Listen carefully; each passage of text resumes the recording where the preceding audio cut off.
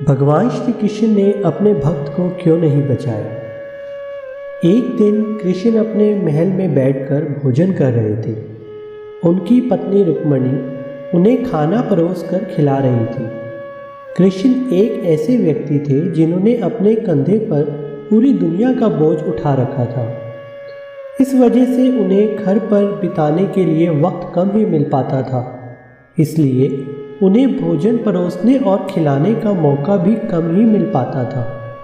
यहाँ तक कि उनकी पत्नी के लिए यह मौका एक सौभाग्य होता था जिसका वह पूरी तरह से आनंद उठाती थी।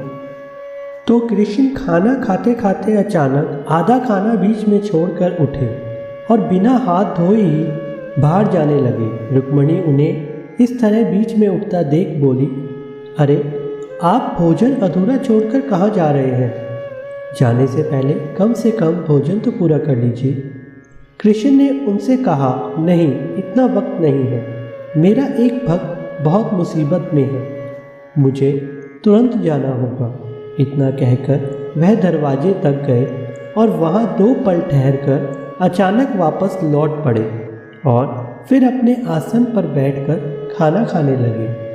यह देखकर रुक्मिणी ने कृष्ण से पूछा, आपके भक्त का क्या हुआ? कृष्ण ने कहा, वह जंगल में बैठकर मेरा नाम जप रहा था। तभी एक भूखा शेर उसके पास आया। वह इससे बेखबर पूरी तरह से इसमें डूबा हुआ था। दरअसल कृष्ण ने जब देखा उनका भक्त सब कुछ भूलकर पूरी तरह से उनके नाम के जाप में खोया है और एक भूखा शेर उसकी ओर बढ़ रहा है, तो वह सब कुछ छोड़कर तत्काल उसकी मदद को उठ खड़े हुए।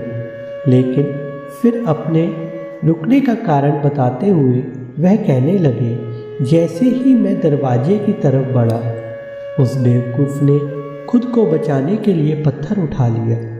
यह देखकर मैंने उसे अपनी रक्षा खुद करने के लिए छोड़ दिया। हम जब भी अपने भगवान पर विश्वास करते हैं तो हमें विश्वास पूरी तरह करना चाहिए, क्योंकि हमारा भगवान हमें ज़रूर बचाएगा।